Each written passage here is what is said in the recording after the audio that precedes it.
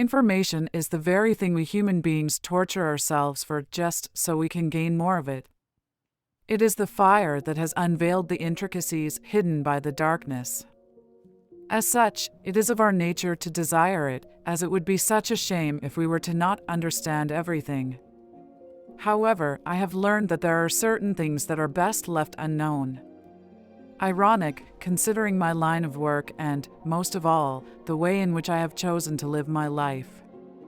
You see, there are many different layers that we find ourselves in when we perceive things.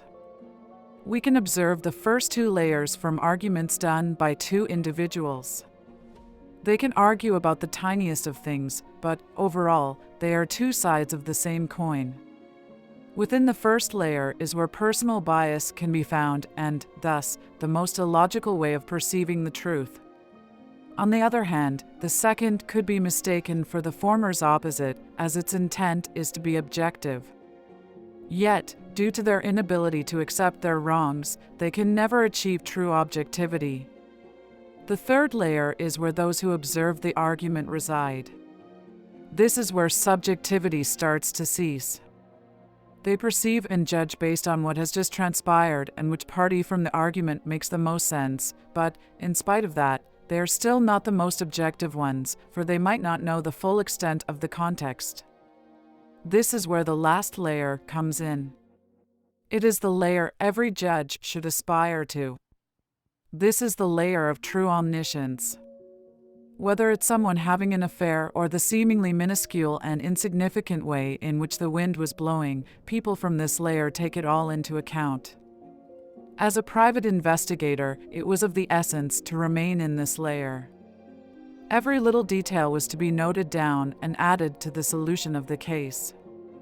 I enjoyed going into a case without knowing much. It was like exploring a new country and enjoying the cultures for what they were. Outside influences would only interfere with the fun of it all. Yet my biggest mistake was applying such a solution to every aspect of life. To this day, I still regret ever going to Lockwood. I should have listened to my instincts and not taken the case, but a favor is a favor, and the least I could do was bring closure for my friend's family. Cassie Graham was her name. She bought a property in Lockwood as a holiday home but disappeared 1 week after visiting. Numerous searches were done, but there was no sign of her. Her father, who is a dear friend of mine, feared that her disappearance was connected to the series of murders that took place around that time. This didn't seem to be the case, as the murderer had a tendency to display his victims in a public place. And it was certainly a challenge, as a tremendous amount of effort is necessary to carry those bodies around, but I am getting off track here. As official reports have declared, there were no signs of a break-in, and her parents assured me that she wasn't the type to just leave everything behind. That last statement had credibility. There was simply no reason for her to leave. She wasn't in debt. Quite the contrary, she owned several coffee shops that were more than profitable. Her relationship with her boyfriend of 7 years was healthy. Plus, why would she choose to disappear in a small and isolated town like Lockwood? The city in which she grew up would have made it much easier to do so. I was given a pair of spare keys for Cassie's house and was allowed to do as I deemed fit.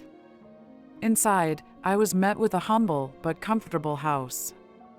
The comfy armchairs, the beige-colored walls, it was the perfect place for someone to have their holiday getaway, but the tidiness of it all unnerved me as it simply didn't seem right. It was a strange sight, to say the least. Of course, I didn't stay in that house for too long. My next course of action was to ask the locals. However, I was only met with curious glances and rumors that were no better than lies. Nevertheless, they all directed me towards the same person, which was the lady with the red hat. Supposedly, she was the one who knew everything about this town. No whisper was left unheard by her, no skeleton was buried within a closet without her knowledge, and no stranger wanders into the town that is unknown to her. She seemed to be the perfect person to talk to. Each and every one of them had a look of displeasure when they talked about her. When I asked for further descriptions of her, they all replied, "You'll know when you see her." And I certainly did. Her red hat stood out from the bleak colors of the village. I followed her through every street of the village, and we eventually arrived at our final destination, the town tavern. She entered first and gestured for me to come in as well. We found ourselves sitting at one of the front seats, and for a brief moment, the only thing that could be heard was the sound of her tapping the wooden counter. Finally, she stopped the tapping and began, "Mr. Narcissus, what brings you to our humble little town? How do you know my name?" "I know many things, but only the things that take place here in this little town. Plus, you are too modest. Who wouldn't recognize a figure as well known as you?" I was thrilled by this statement. "Very well, then I suppose you know what I am here for.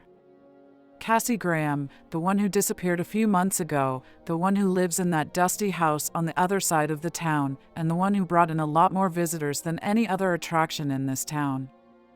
She certainly didn't know everything.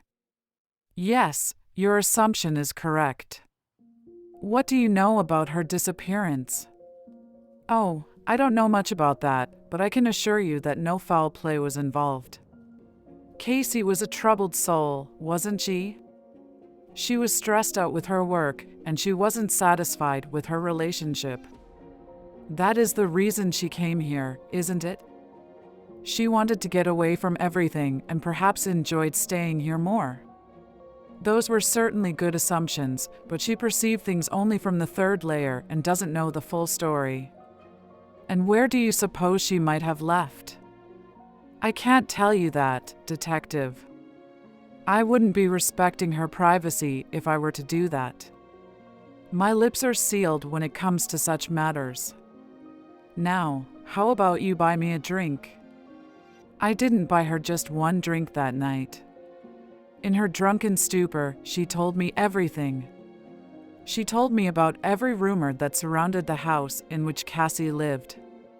How it was haunted, how something bad always happened to those who resided there, and how it was best to stay away from there. I took the lady back to her place and went towards Cassie's house. Instead of the same tidy and clean rooms that I was met with a few hours ago, I found myself in a rundown mess of a place. The armchairs had parts of themselves scattered around the room. The once Crayola-colored walls were now moldy green. How could this have happened? I thought to myself. Strangely, I felt more at ease with how the house looked at that moment. It fit the way it should have been. Upon going inside the kitchen, I was met with Cassie Graham's body. Scratches, bites, all were marks of an animal. She was seemingly in the late stages of decomposition. The smell was simply dreadful. I wanted to investigate further, but a sound that seemed like a footstep was heard in another room, which led me to barge out of the house. I went to the police station and called the authorities. They sent a team to handle it, but kept me at the station for questioning. I can't recall how I fell asleep that night, but I woke up at the inn without a clue how I got there in the first place. None of it concerned me, though, as I rushed towards Cassie's house and was met with nothing. No officer was there to investigate. No armchair was torn. No wall was molded. And most of all, Cassie was still missing. I asked the officer who questioned me last night about what had transpired, but he couldn't recall any of it happening. As a matter of fact, this was our first interaction with one another. As I got out of the station, the lady with the red hat stood on the other side of the street, waiting for me. She gestured for me to follow her, and I complied. "Mr. Narcissus, I thank you for taking me back home last night. I appreciate it a lot, and I was certainly not expecting it. What happened last night?" "An irregularity, good sir." She said that and started walking. I, of course, followed suit. You see, this little town is a strange place. It is a nice little town, but it is full of such irregularities. What kind of irregularity? The type that would contort the clearest of truths.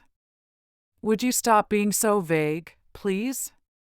Upon saying that, I noticed that we had somehow already arrived at Cassie's house. The lady pointed at the window, and there I saw Cassie vanishing before my very eyes. "Do you really want to know?" she asked me afterward. "Yes." And she whispered the truth to my ears. You see, there are certain things in life that are best left unknown. I was always the type that aspired to stand above all and observe things in their most objective and purest form, but after hearing the first truth that the lady had ever told me, I could never see the world through the same lens ever again.